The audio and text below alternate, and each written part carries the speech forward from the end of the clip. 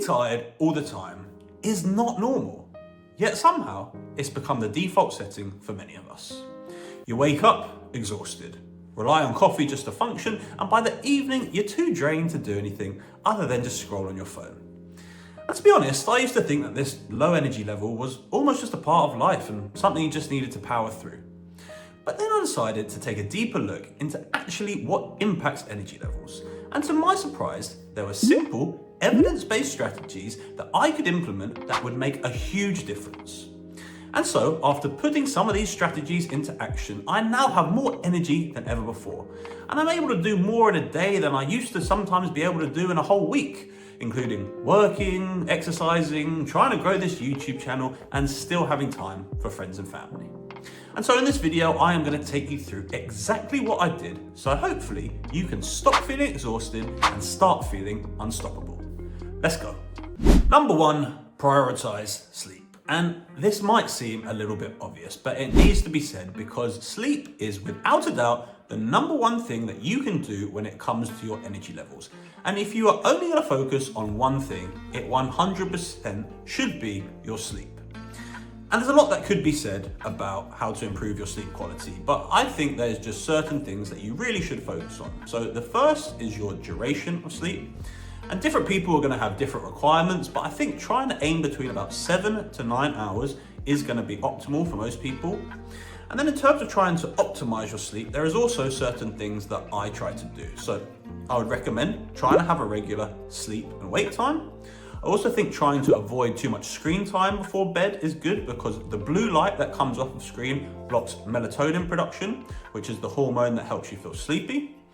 Thirdly, I would try to get blackout curtains for your bedrooms, and that will signal to your brain that it is time for bed and it should help you to stay asleep for longer.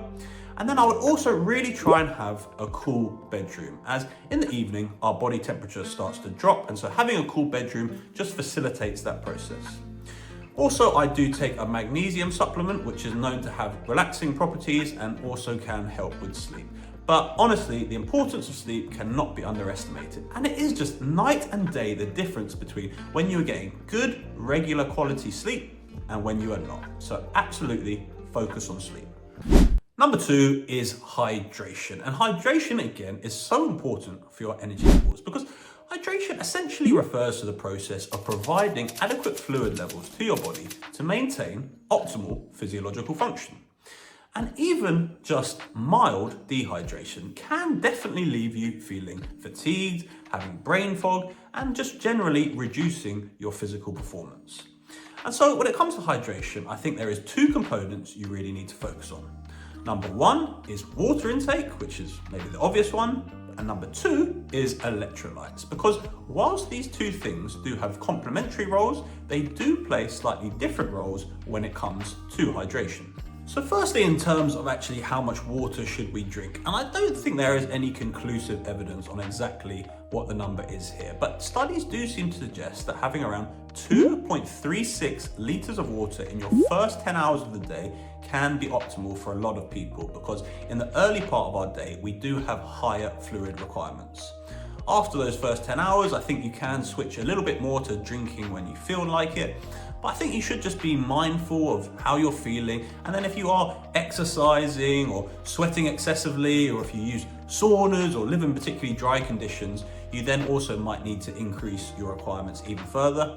And for me, I'm generally looking at having around 4+ litres of water every day. So that's the first component, and then we move on to electrolytes. And electrolytes are so important for maintaining that body's fluid balance. And so I think you should try to focus on electrolyte-rich foods in your diet. So this is your fruits, your vegetables, nuts, even dairy products can be good when it comes to electrolytes.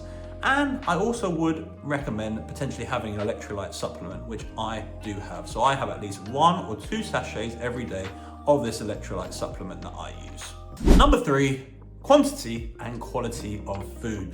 So what exactly do I mean here? Well, firstly, in terms of quantity of food, I think it is so important to know what your maintenance level of calories are, i.e. the amount of calories that you need to be intaking to maintain your body weight. So if you burn 2,000 calories a day, your maintenance level of calories is going to be 2,000. And I think this is so important because if you are in a calorie deficit, i.e. below your maintenance levels, you most likely are going to have lower energy levels. And I think that the only reason you really want to be in a calorie deficit is if you are trying to lose weight or lean out particularly. And so if you're not trying to do either of those things, I think you really should be at least at maintenance or in a calorie surplus. And when you're at those levels, that is definitely going to help when it comes to your energy. And then in terms of quality of food, I am really talking about how foods compare on the glycemic index. And the glycemic index is essentially how quickly certain foods increase your blood sugar levels. And foods that are higher on the glycemic index do increase your blood sugar levels quicker, and this generally results in you having a big energy spike, but then you have a big crash, and often you will crash hard and go below your base level of blood sugar levels. And having these spikes and dips can really generally just not make you feel so good and not as energetic. And this for me has been one of the biggest aha type moments and one of the things that has benefited me most, simply by focusing on foods that are lower on the glycemic index compared with higher. And I think the easiest way to try and think about this is that whole foods generally are going to sit lower on the glycemic index compared with processed foods and all your sugary type snacks. They're going to be sitting much higher.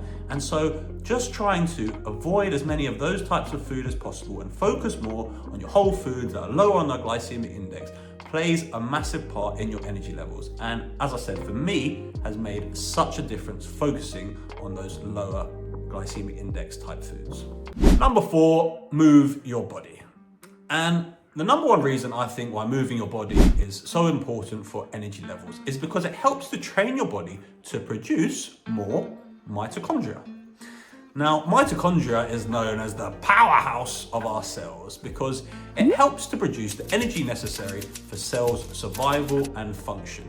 And it does this by breaking down glucose into an energy molecule known as adenosine triphosphate, which is then used to fuel various cellular processes.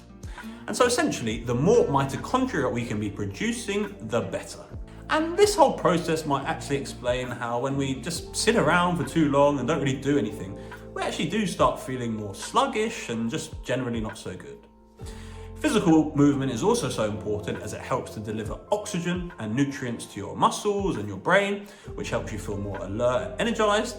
And exercise lowers cortisol level and releases endorphins, which improve your mood and mental fatigue, and therefore in turn your energy levels. So really, the more we can move our body, the better.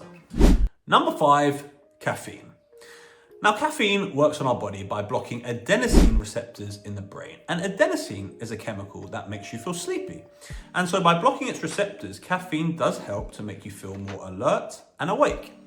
And I am a massive fan of caffeine. I completely love it. But I do think you need to be very strategic with it. And for me, the strategy is that I will only consume caffeine within a certain window, which is between 8 a.m. in the morning and noon. And the reason I've set this window is, well, in terms of 8 a.m., usually I wake up around 6:30, 7 a.m. And so by delaying my caffeine a little bit until at least around 8 a.m., I allow my body to get a real peak in its cortisol levels, and it allows my body the chance to clear out adenosine that will have built up overnight. And so when I actually first ingest the caffeine at around 8 a.m., I get this kind of even greater surge from the caffeine and even greater energy levels. I then tried to cut my caffeine around noon because caffeine has a half-life of around 5 hours, which means it can take up to about 12 hours to completely clear your system. And really, you want to be having as little caffeine in your system when you're starting to go to bed, because having too much caffeine can impact how easily it will be for you to fall asleep and your sleep quality. And so by cutting caffeine at 12, generally by the time I go to bed around 10:30 or 11, I do have very little caffeine in my system, and it doesn't really impact my ability to go to sleep at that time. And so I think by having my caffeine within this window, I am really utilizing the impact of the caffeine without it having any negative effects elsewhere. And so there you have it. There are 5 evidence-based strategies that might seem pretty simple, but honestly, they have made such an impact on my energy levels and really have made me feel so much better. I hope you found this video useful and maybe you will look to implement at least one of these strategies. If you enjoyed this video, please do check out my previous upload here. Please do make sure to give this video a like, and it would really be great if you did subscribe to the channel. Thank you very much for watching, and I will see you in my next video.